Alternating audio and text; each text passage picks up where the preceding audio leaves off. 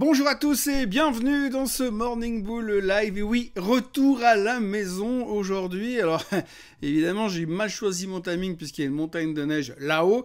Mais rassurez-vous, ça ne va pas durer. Je ne vais pas rester non plus trop longtemps ici. Il faut aussi un peu profiter de ce qui se passe à la montagne. Pour ce qui est de la montagne, eh bien, on va parler des marchés financiers. Nous sommes bien évidemment aujourd'hui le 17 janvier 2023, le lendemain du Martin Luther King Day. Et comme vous avez pu le voir, ceux qui ont traité les marchés européens, c'était pas non plus l'euphorie, même si ça continue de monter, puisque finalement le DAX prend encore 0,3%, le CAC prend encore 0,28%. On a vraiment l'impression qu'ils n'ont plus aucune envie de s'arrêter de monter. Et puis alors là-dessus, il y a le SMI qui nous fait un pétage de plomb, qui repasse par-dessus les 11 400. On en est à parler de l'Europe puisque pour l'instant les Américains sont encore fermés, mais ça va changer très rapidement parce que à partir de maintenant là tout de suite, le reste de la semaine ça va être chaud patate.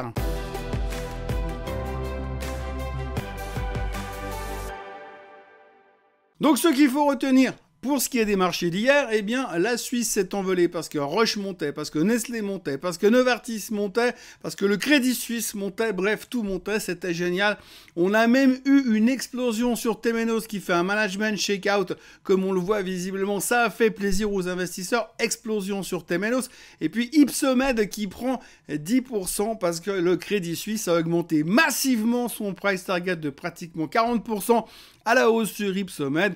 Donc voilà, c'était les grosses journées, les grosses infos de la journée sur le marché suisse hier qui faisaient bouger les choses. Et puis en Europe, on se concentre sur le fait que finalement, l'inflation, ça va bien se passer et qu'en plus, à côté de ça, eh bien, le prix du gaz s'est pété la gueule. Donc depuis le début de l'année, le prix du gaz est en baisse de 27%. Donc ceci est une révolution. Je vous rappelle qu'au moment donné où les Russes ont envahi l'Ukraine, on était monté à plus de 350 balles le prix du gaz. Et on est descendu aujourd'hui à 55. Bref, 27% de baisse depuis le début de l'année.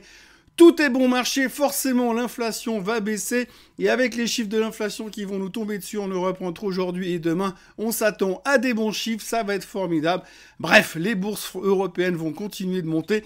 C'est d'ailleurs une des thématiques de l'année, la surperformance de l'Europe par rapport aux États-Unis qui se traînent lamentablement. Les États-Unis qui sont un petit peu à la ramasse, on l'a déjà vu hier sur le chart du S&P 500, on doit casser cette résistance, je ne vais pas revenir dessus. Si vous avez des doutes, vous pouvez regarder l'émission d'hier, grosso modo, on est en train de tester cette tendance descendante qu'on a sur le S&P 500. Le juge de paix, ce sera aujourd'hui.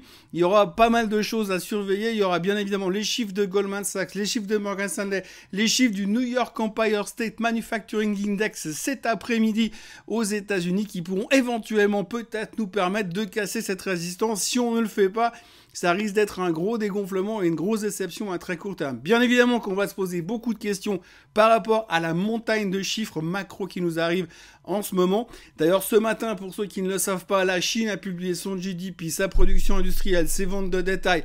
En gros, c'est pas l'euphorie, mais on n'est pas surpris par rapport à ce qui s'est passé jusqu'à maintenant, because Covid.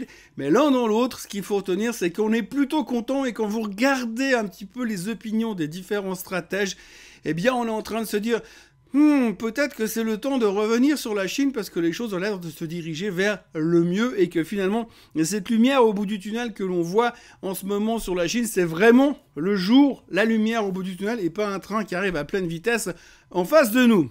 Donc, avalanche de chiffres du côté de la Chine qui n'était pas extraordinaire, mais plutôt bien interprété. Demain, on aura, comme je vous l'ai déjà dit, et je suis désolé, mais je me répète un petit peu parce que finalement, on tourne en rond avec les mêmes histoires en attendant que les choses s'activent un petit peu. Demain matin, la Banque du Japon, ce sera très important. On va voir comment ils vont commencer leur attaque, leur combat contre l'inflation. Et puis, alors, après, jeudi, ce sera une journée intéressante, voire passionnante. Tout d'abord, parce que le matin, on aura Procter & Gamble, et le soir, on aura Netflix. Alors Netflix, c'est toujours la même chose, hein, vous le savez, c'est un titre qui prend ou qui gagne ou qui perd 20% à chaque publication de résultats.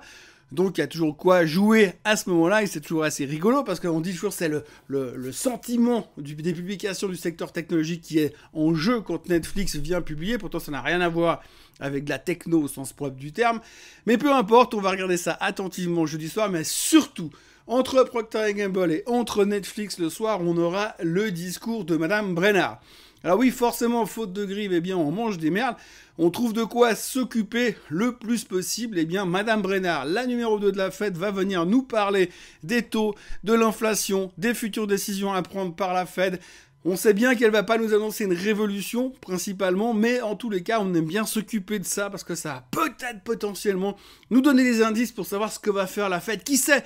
Peut-être que la Fed va baisser les taux avant la fin de l'année 2024, puisqu'effectivement, nous, dans le monde de l'investissement, on espère. La Fed n'est pas d'accord, mais on sait jamais, avec le discours de Madame Brainard, qui a toujours tendance un petit peu à être un petit peu plus louvoyante que certains de ses collègues, on pourra avoir des surprises ce jeudi. Et puis alors, dans les nouvelles du jour, il n'y a pas grand-chose. Tout le monde est en train de passer sa matinée à interpréter les chiffres économiques chinois qui ont été publiés ce matin. Il y a une nouvelle qui ressort quand même assez bien en ce moment. C'est l'histoire de Three Arrows Capital. Alors, Three Arrows Capital, c'est un hedge fund sur les cryptos qui a fait faillite l'année passée. Pour la petite histoire, les fondateurs du hedge fund sont plus ou moins en fuite, même s'ils disent qu'ils collaborent avec les autorités. Les autorités ne savent pas trop avec qui ils collaborent, mais en tout cas pas avec eux. En tout cas, les gars de Three Arrows Capital se sont barrés à l'étranger et puis ils ont laissé plus ou moins la faillite se faire toute seule et tous leurs investisseurs dans la... comme on dit, dans la merde. Et puis maintenant, ils sont en train de pitcher une nouvelle société. Alors eux sont en train de développer une plateforme d'investissement. En gros, qu'est-ce qui se passe? Si par exemple, vous êtes pris dans l'histoire de FTX et que vous avez 100 000 euros, 100 000 dollars, n'importe quoi, qui sont bloqués chez FTX et que vous n'arrivez pas à récupérer, et ben eux vous rachètent votre créance pour 10% de sa valeur faciale en espérant qu'un jour, ils arriveront à négocier et récupérer 20, 30 ou 40% de la créance. Et c'est comme ça qu'ils espèrent faire de l'argent. Donc si vous avez confiance en ces mecs qui ont foutu le camp, qui ont fait faillite sur leur fonds Three Arrows Capital et que vous voulez récupérer une fraction de ce que potentiellement vous avez perdu dans ces meltdowns et dans ces faillites crypto qu'on a eu ces derniers temps, eh bien, autant travailler avec ces gens-là. Franchement, on vit vraiment une époque formidable parce que, comme quoi, on peut faire à peu près tout et n'importe quoi et recommencer l'année prochaine et refaire tout et n'importe quoi. Encore une fois. Donc voilà, ce matin, les futurs sont légèrement en baisse, mais quand je dis légèrement en baisse, c'est de l'homéopathie baissière ce matin. Pour le reste, eh bien, on va continuer à surveiller les prix du gaz, l'enthousiasme européen qui semble vouloir continuer encore et encore. On a vraiment l'impression que les indices européens ne veulent plus s'arrêter, ne peuvent plus s'arrêter. C'est un petit peu les choses qui vont au fur et à mesure, à toute vitesse, à la hausse. On ne sait pas trop pourquoi. On peut comprendre, mais on a quand même l'impression, enfin j'ai quand même l'impression que par moment on s'emballe un petit peu trop vite. Bref, affaire à suivre de toute façon. Ce qu'il faudra surveiller, c'est effectivement les résistances sur le S&P 500 aujourd'hui, les résistances sur le Nasdaq, même s'il est très très loin de ses résistances à 12 000. Le bon comportement qui pourrait encore continuer sur les semi-conducteurs après des relativement bonnes nouvelles du côté de Taiwan Semiconductor. On faudra surveiller un petit peu tout ça. Et puis bien évidemment, chiffres économiques, chiffres trimestriels. Et ce sera la clé de cette suite de semaines qui, pour l'instant, a commencé à toute petite vitesse. Voilà, en ce qui me concerne, c'est tout pour aujourd'hui. Je vous souhaite une excellente journée. N'oubliez pas de vous abonner à la chaîne Swissquote en français. N'oubliez pas de liker cette vidéo. Et n'oubliez pas, surtout n'oubliez pas, de revenir demain pour une vraie journée, un vrai résumé d'une vraie journée complète où tout le monde sera au bureau. Allez, bonne journée et à demain. Ciao, bye bye.